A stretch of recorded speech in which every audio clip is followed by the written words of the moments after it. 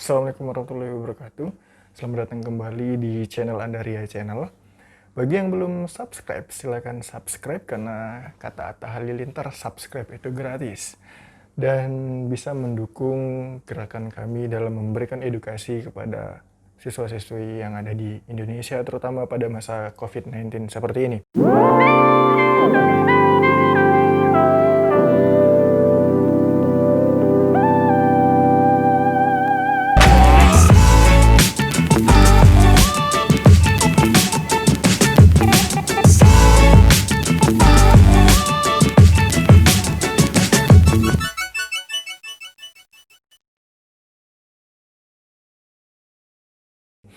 Baik, pada pertemuan kali ini kita akan membahas bagaimana konsepsi penerapan hak dan kewajiban asasi manusia dalam nilai-nilai yang terkandung di dalam Pancasila, terutama nilai yang namanya nilai instrumen.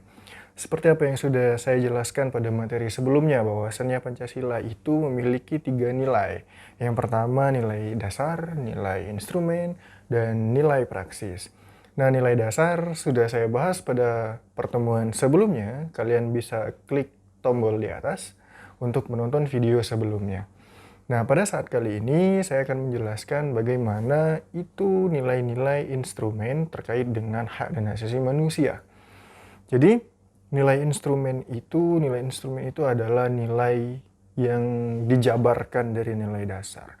Pada praktiknya, nilai instrumen itu adalah pedoman pelaksanaan nilai dasar.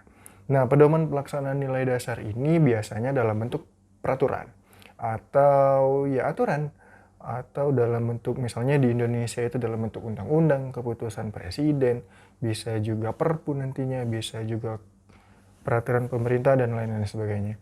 Nah, misalnya saja dalam UUD 1945 itu banyak sekali dibahas tentang hak dan kewajiban asasi manusia yang ada di Indonesia. Pada UUD 1945 terdapat di pasal 28A sampai 28J. Pada hari ini saya akan mencoba untuk mengupas tuntas dari pasal 28A dan 28J yang ada di UUD 1945 terkait dengan hak dan kewajiban asasi manusia.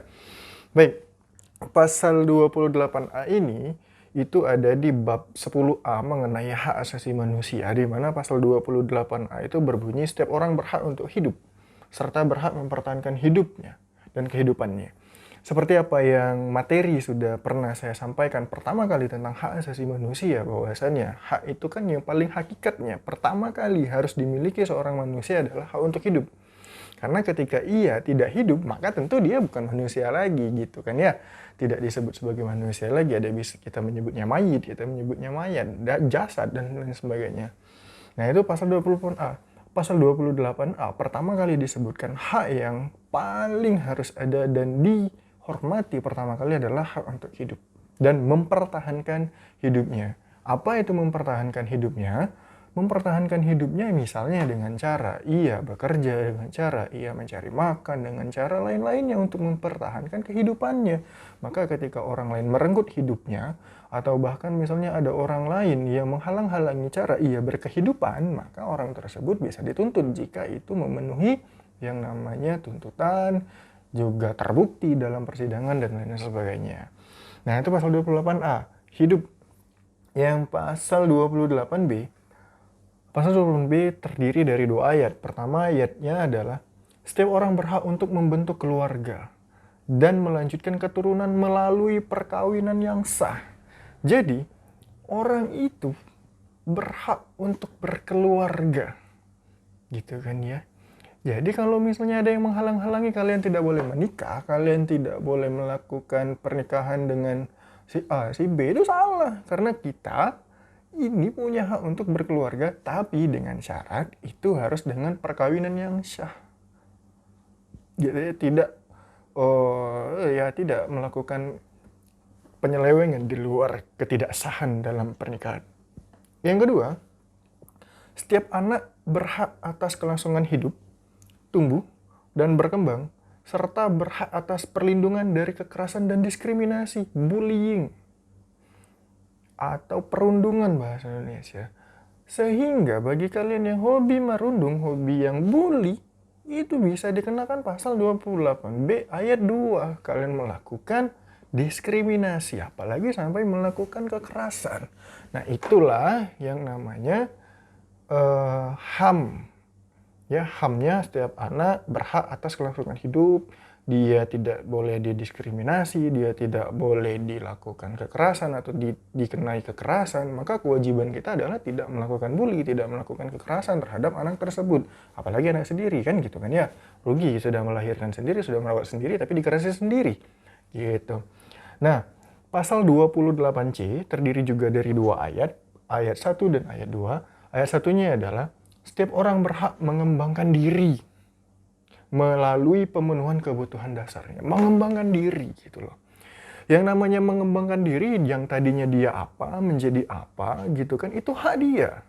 Gitu loh. Dia melakukan karya, misalnya dengan melakukan nyanyi, contoh nyanyinya adalah na na na na na na na na na na na na. Nah, itu kan mengembangkan diri, itu adalah hak dia untuk mengembangkan diri, sehingga kewajiban kita adalah untuk menghormati, gitu loh. Maka kita tidak bisa menjudge, menghakimi, atau bahkan kita harus memutus, gitu loh. Itu kan hak dia, oke? Nah, itu pelajaran kita hari ini. 28C ayat 2, setiap orang berhak untuk memajukan dirinya dalam memperjuangkan haknya secara kolektif dan membangun masyarakat bangsa dan negaranya. Lagi-lagi kan berhubungan dengan pasal 1, ayat 1 maksud saya, dia itu berhak untuk memajukan dirinya. Mengembangkan dirinya di ayat 1, yang ayat 2-nya itu memajukan dirinya. Jadi kalau misalnya itu YouTuber yang review pentol, tapi dia ngomong pentolnya enak, tapi pentolnya itu gak masuk, itu kan memang hak dia untuk memajukan dirinya. Gitu ya. Jadi kalian tidak boleh menghujat gitu, tidak boleh iri dia lebih terkenal daripada kalian. Pasal 28D ayat 1 itu tentang setiap orang berhak atas pengakuan, jaminan, perlindungan, dan kepastian hukum. Nah, jadi kalau misalnya kalian nih atau keluarga kalian, amit-amit kalau misalnya sampai terjadi ada yang ditangkap polisi atau tetangga kalian ada yang ditangkap polisi, tapi tidak jelas kenapa ia ditangkap, gitu loh. Atau mungkin kalian sering menonton TV atau sering menyaksikan fakta. Kalau misalnya orang ketika dia ditangkap, dia dipaksa untuk mengaku, maka itu salah. Maka itu sudah menyalahi aturan yang ada di Indonesia. Karena setiap orang, setiap manusia, setiap warga negara Indonesia terutamanya, kita wajib mengetahui kenapa kita ditangkap. Karena kita punya hak untuk mendapatkan kepastian hukum. Kenapa? Pastinya gimana? Kita tuh apa? Nah, yang membuat negara atau sesuatu negara itu tidak pasti hukumnya adalah seperti ini. Misalnya, antara si A dan antara si B sama-sama melakukan kejahatan yang sama. Mencuri uang 1 juta, mencuri uang 1 juta. Tetapi si A karena ia punya kedudukan dan dia ini adalah keluarganya seseorang yang berpengaruh, maka ia mendapatkan hukuman tidak lebih tinggi daripada si B. Si A mendapatkan hukuman 1 tahun, si B mendapatkan hukuman misalnya 5 tahun penjara. Nah, sehingga kita sebagai masyarakat Indonesia menilai hukum ini tidak pasti. Nah, yang dinamakan kepastian hukum itu adalah ketika A melakukan A dan B melakukan B, hukumannya sama. Gitu loh. Apapun bentuknya, apapun dia, siapapun dia, itu sama. Itu yang dinamakan kepastian hukum. Dan kita berhak atas kepastian hukum. Jadi kalau misalnya ada keluarga, jangan sampai terjadi keluarga kita gitu kan ya. Ada orang lain, misalnya kita bisa membantu dia, ada siapapun itu. Kalau misalnya tidak jelas ya kita bisa membantu dan kita bisa memberikan informasi bahwasannya Indonesia, warga negara Indonesia itu mempunyai hak salah satunya untuk mengetahui kepastian hukum. Sesuai dengan pasal 28D ayat 1. Nah, di pasal 28D ayat 2, setiap orang berhak untuk bekerja serta mendapatkan imbalan dan perlakuan yang adil dan layak dalam hubungan pekerja. Wajar kalau misalnya banyak buruh yang melakukan demo karena dia tidak mendapatkan upah yang sesuai. Karena sesuai dengan pasal 28D ayat 2, kita ini berhak mendapatkan imbalan yang sesuai. Pasal 28D ayat 3, setiap warga negara berhak memperoleh kesempatan yang sama dalam pemerintahan. baik ia kalangan yang kaya maupun yang miskin. Mungkin kalian sering melihat di daerah banyak, bisa kalian contoh misalnya ada yang dari, mohon maaf saya katakan misalnya dari keluarga tukang becak, dia bisa mencalonkan anggota DPR dan terpilih. Misalnya juga dari petani, dia juga bisa terpilih. Artinya kita punya kesempatan yang sama, gitu loh. Pasal 28 di ayat 4, setiap orang berhak atas status kewarganegaraannya. Nah, setiap orang berhak atas status kewarganegaraan ini kan warga negara kita adalah warga negara Indonesia. Jadi kalau misalnya siapapun itu berhak atas status kewarganegaraannya, jadi tidak ada yang bisa menghalang-halangi. Misalnya kamu ini kan jelek, misalnya gitu kan ya, kamu ini keturunan PKI, misalnya gitu kan. Kalau sekarang ini lagi yang sensitif. Misalnya kamu ini kan orangnya tidak berpenghasilan, kamu tidak boleh jadi warga negara Indonesia, maka itu menyalahi dari pasal 28 di ayat 4 gitu ya. Nah, pasal 28E berikutnya adalah ayat satunya, setiap orang bebas memeluk agama dan beribadat menurut agamanya. Nah, bebas memeluk agama bukan berarti semua agama itu bebas, tapi semua agama kalau di Indonesia ini yang sudah diakui adalah 6, seperti yang sudah kita ketahui semuanya. Nah, tapi kalau misalnya dia menggunakan atau memeluk atau mensyariatkan agama yang sesat, maka itu juga tidak boleh. Dia mengatasnamakan agama Islam, tapi pelaksanaannya juga dia sesat, maka itu salah. Gitu kan ya. Terus pasal 28I ayat 2, setiap orang berhak atas kebebasan meyakini kepercayaannya. Jadi misalnya gini, sering terjadi kasus di Islam saja misalnya. Ada yang mazhabnya A, ada yang mazhabnya B, berbeda misalnya gitu kan. Karena ini bukan bahasan saya PPKN, mungkin ada yang lebih mengerti tentang agama, jadi takut saya salah.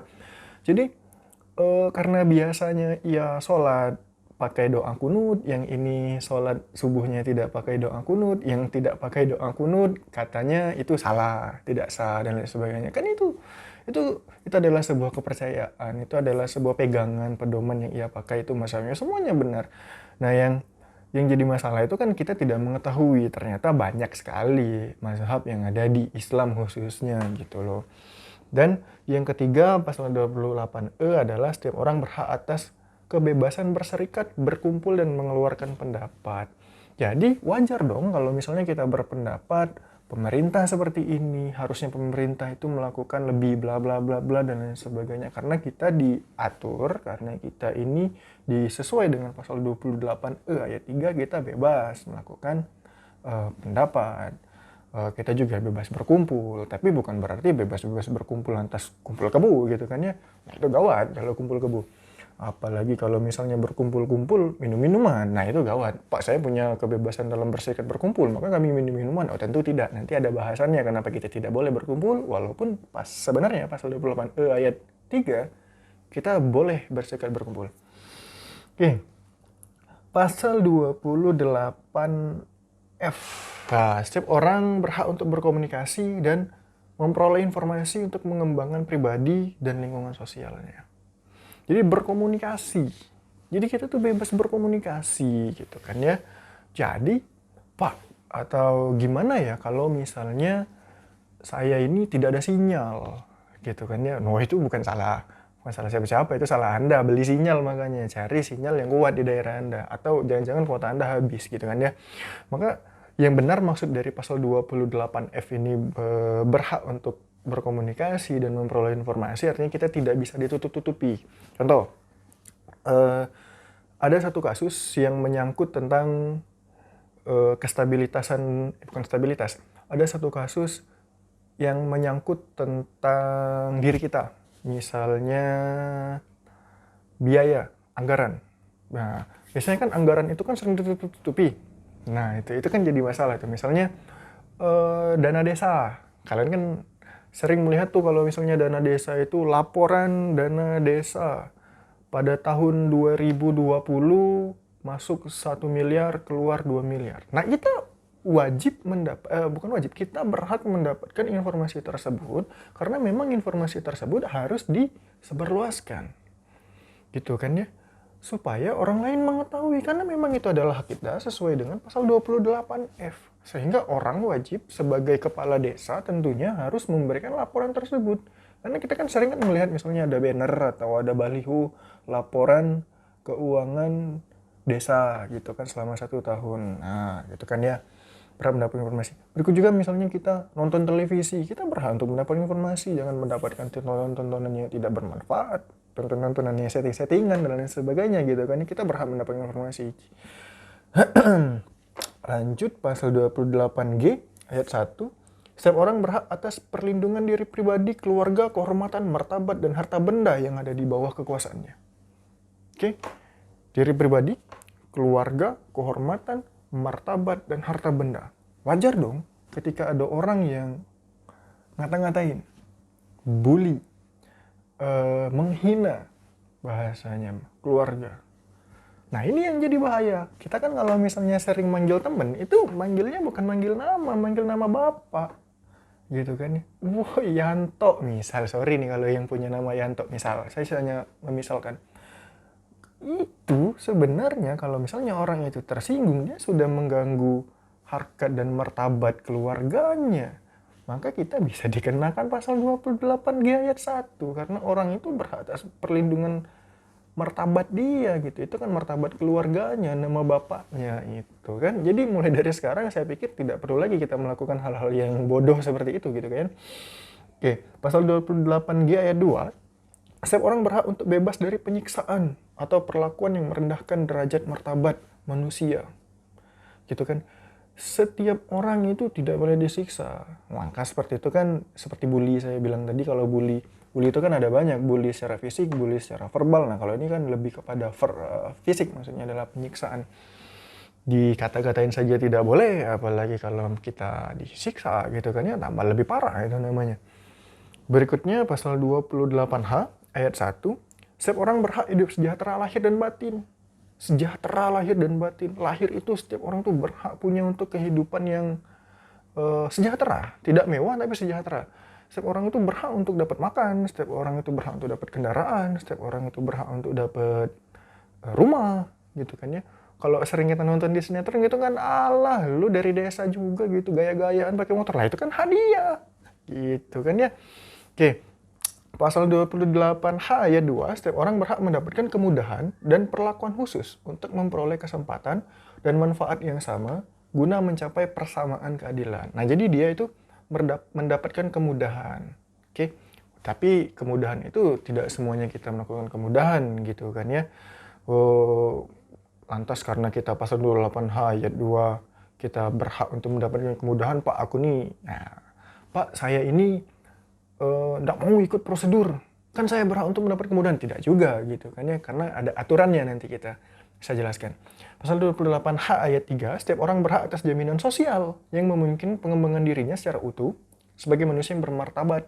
Gitu. Kalau di Indonesia ini kan banyak jaminan sosial kesehatan, jaminan sosial ketenagakerjaan, jaminan sosial pensiun dan lain sebagainya. Itu berhak, semua kita berhak untuk mendapatkannya.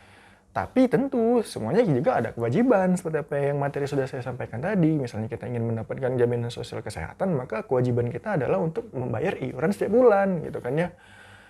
Jadi gitu. Yang keempat, setiap orang berhak mempunyai hak milik pribadi dan hak milik tersebut tidak boleh diambil alih secara sewenang-wenang oleh siapapun. Itu namanya mencuri gitu kan ya.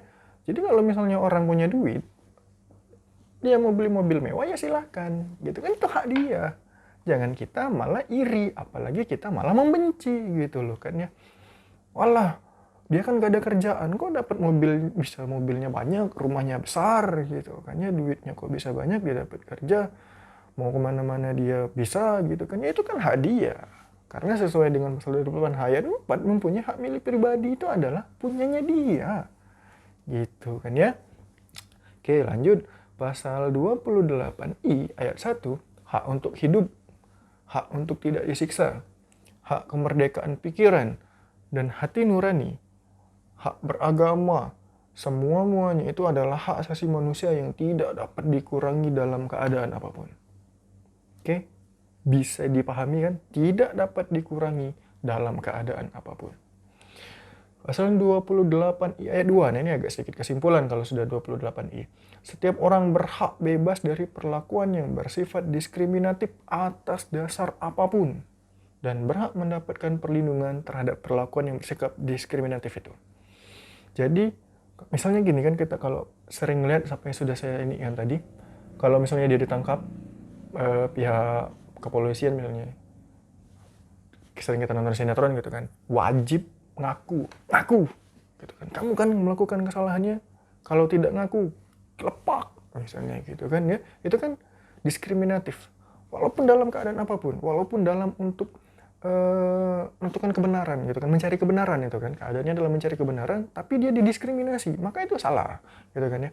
Pasal 28I ayat 3, identitas budaya dan hak masyarakat tradisional dihormati selaras dengan perkembangan zaman dan peradaban. Nah, identitas budaya ini misalnya ini, kalau di Palembang itu identitas budayanya adalah daerah aliran sungai, atau DAS. Nah, di aturan daerah aliran sungai itu sebenarnya tidak boleh mendirikan bangunan apapun di daerah aliran sungai. Tapi karena budaya Indonesia ini sejak zaman dulu, Indonesia budaya Palembang itu sejak zaman dulu, itu orang tuh tinggalnya di daerah sungai, bahkan kebudayaan itu di pinggir sungai gitu kan ya, hidupnya rumah rakit dan sebagainya, maka itu dihormati. Nah, berdasarkan pasal 28I ayat 3, maka hak-hak mereka dihormati untuk tetap mendirikan bangunan di daerah aliran sungai selama tetap menjaga kebersihan aliran sungai tersebut. Oke. Pasal 28I ayat 4, perlindungan, pemajuan, penegakan, dan pemenuhan HAM adalah tanggung jawab negara, terutama pemerintah. Oke? Paham ya kalau di situ? Oke. Ayat 5-nya adalah untuk menegakkan dan melindungi HAM sesuai dengan prinsip negara hukum yang demokratis, maka pelaksanaan HAM dijamin, diatur, dan dituangkan dalam peraturan perundang-undangan. Nah, contoh peraturan perundang-undangan itu seperti apa yang sudah pernah kita jelaskan, pasal maksudnya Undang-Undang Nomor 39 Tahun 1999 tentang hak asasi manusia. Nah, ini yang terakhir, pasal 28J. Nah, pasal 28J ini setiap orang wajib menghormati HAM orang lain dalam tertib kehidupan bermasyarakat, bangsa, dan negara. Jadi, misalnya contoh gini, saya tadi kan sudah mencontohkan, Pak, kita punya hak yang namanya untuk berserikat dan berkumpul, lantas kami berkumpul, minum-minum, misalnya gitu kan, berjudi, misalnya gitu kan. Nah, itu memang hak kalian untuk berkumpul, tapi kita juga punya hak untuk menghormati orang lain. Satu. Dan kedua, HAM itu tidak sebebas-bebasnya, tapi HAM di Indonesia ini ada aturan. Itu ketiga. Yang pertama, kita punya HAM tadi. Yang kedua, kita harus menghormati orang lain. Kalau misalnya kita minum-minum, terus mabuk, yang terganggu siapa? Kita bukan. Orang lain yang terganggu. Misalnya contoh gini, yang lain nih misalnya, kita karaokean, haknya siapa? Hak kita, gitu loh. Punyanya siapa? Punya kita. Tapi yang ngedengar siapa? Orang lain kan punya telinga juga. Orang lain juga mendengar. Maka dari itu kita menghormati orang lain. Apakah orang lain tersebut mungkin sedang sakit, orang lain tersebut mungkin sedang tidur, sehingga terganggu. Sehingga kita wajib untuk menjaga, wajib untuk menghormati hak orang lain. Jadi hak itu, ini hak kita ya. Saya ibaratkan ini adalah hak kita nih, ini hak kita. Dan ini hak orang lain, maka hak kita dan hak orang lain itu tidak boleh bersinggungan. Paling mentok lah bersinggungan.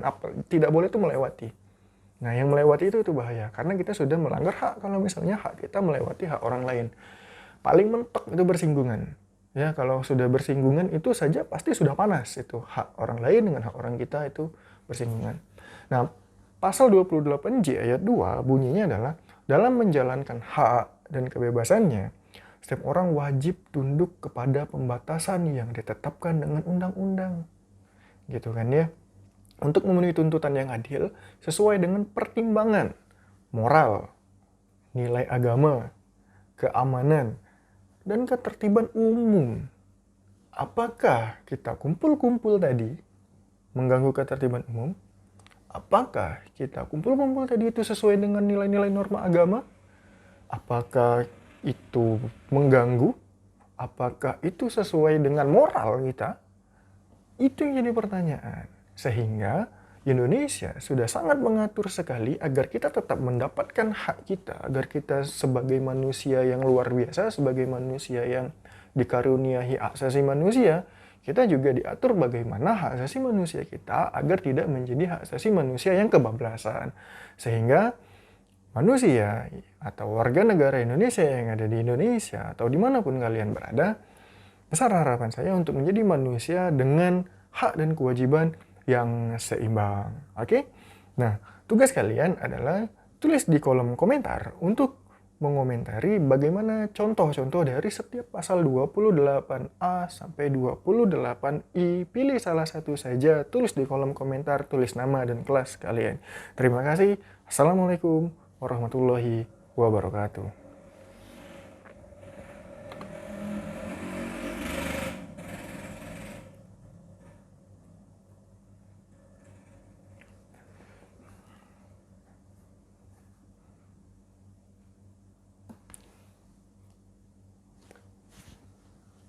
Oke, bertemu lagi di kita di Andaria Channel. Semoga materi-materi yang kita sampaikan ini bermanfaat. Dan kali ini saya akan menyampaikan materi tentang hak dan kewajiban asasi manusia dalam nilai praksis Sila Pancasila.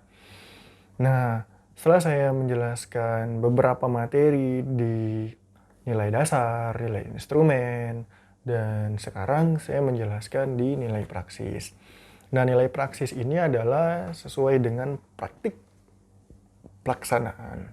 Jadi mungkin kalian sering melihat ada kegiatan Natal yang dijaga oleh polisi atau kegiatan-kegiatan keagamaan umat Muslim yang dijaga oleh umat Kristiani. Nah, itu adalah salah satu bentuk praktis atau usaha yang dilakukan dalam pemenuhan hak dan kewajiban asasi manusia yang ada di Indonesia. Nah, banyak sekali contoh-contoh praksis-praksis yang ada di Indonesia atau di sekitar kita tentang pemenuhan hak dan kewajiban asasi manusia. Namun pada kali ini saya akan sedikit membahas tentang hal tersebut mulai dari sila pertama sampai sila terakhir. Sila pertama, sila ketuhanan yang Maha Esa, misalnya seperti yang tadi saya contohkan di awal adalah saling menghormati, saling menjaga, dan bekerja sama antar umat beragama, misalnya gitu kan ya.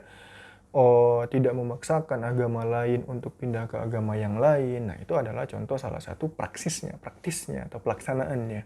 Sedangkan sila kedua, pelaksanaannya adalah mengakui persamaan raja, tidak membuli, tidak merundung ya bahasa Indonesianya ya, tidak semena-mena terhadap orang lain, dan banyak hal pokoknya ya, tidak menyakiti hati lah, tidak merebut pacar orang lain, tidak menjadi pelakor dan lain sebagainya, tidak ngebajak status orang lain, apalagi menikung teman gitu kan ya. Nah, itu gawat gitu kan ya. Berikutnya adalah persatuan Indonesia. Nah, persatuan Indonesia ini sering kali kita lihat misalnya kalau lagi main bola itu kan harus bersatu biar supaya menang. Nah, Indonesia juga harus bersatu supaya Indonesianya menjadi negara yang maju gitu kan ya. Misalnya rela berkorban gitu kan ya. Mementingkan kepentingan umum dulu daripada kepentingan pribadi.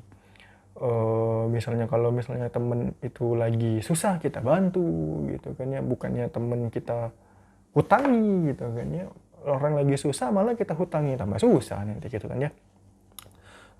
Sila yang keempat adalah kerakyatan yang dipimpin oleh hikmat kebijaksanaan dalam permusyawaratan perwakilan. Jadi di dalam permusyawaratan perwakilan ini kan menghormati pendapat orang lain gitu kan ya. Ketika orang lain lagi berpendapat ya tentu kita diam, kita mendengarkan. Karena toh kalau misalnya kita lagi berpendapat, kita lagi mengutarakan pembicaraan kita, orang lain ngomong kan juga tidak enak gitu kan ya. Terus juga kita tidak bisa mengkehendaki kehendak kita sendiri. Jangan seperti anak kecil. Kalau anak kecil itu kan misalnya tidak dibelikan permen, ya dia nangis, dia maunya kehendak dia sendiri. Kalau misalnya kita sudah dewasa, sudah mengetahui sila keempat, ya kita tidak memaksakan kehendak kita sendiri gitu. Kalau masih mengkehendaki kehendak kita sendiri, namanya masih kecil gitu kan ya, belum dewasa. Jadi sila kelima, keadilan sosial bagi seluruh rakyat Indonesia. Nah, keadilan sosial ini contohnya adalah misalnya menjaga keseimbangan antara hak dan kewajiban. Tentu keseimbangan antara hak dan kewajiban itu harus seimbang, jangan hak terus yang dituntut, kewajibannya lupa gitu kan ya. Haknya nomor 1, wah saya berhak dapat ini bla bla bla bla, tapi yang dilakukannya nol, tidak ada gitu kan ya. Sering membantu orang lain, menghargai hasil karya orang lain gitu kan. Vlog-vlog orang yang lucu-lucu kan kita hargai gitu kan, termasuk vlog ini kan. Apalagi vlog yang tidak berfaedah saja kalian subscribe, apalagi vlog ini harus kalian subscribe tentunya. Baik, nah Jadi semuanya anak-anak kan kalian sudah mengetahui itu nilai praksis, nilai instrumental, nilai dasar yang terkait dalam hak dan kewajiban asasi manusia. Jadi saya pikir teman-teman sekalian, siapapun yang menyaksikan video ini dapat mengerti, dapat menjadi pengetahuan kita secara bersama. Bagi yang tidak mengerti atau bagi yang ada yang ingin ditanyakan, silahkan tulis saja di kolom komentar. Dan jangan lupa dukung channel ini supaya menjadi channel yang berkembang dan terus memberikan informasi dan manfaat bagi semuanya. Terima kasih. Assalamualaikum warahmatullahi wabarakatuh.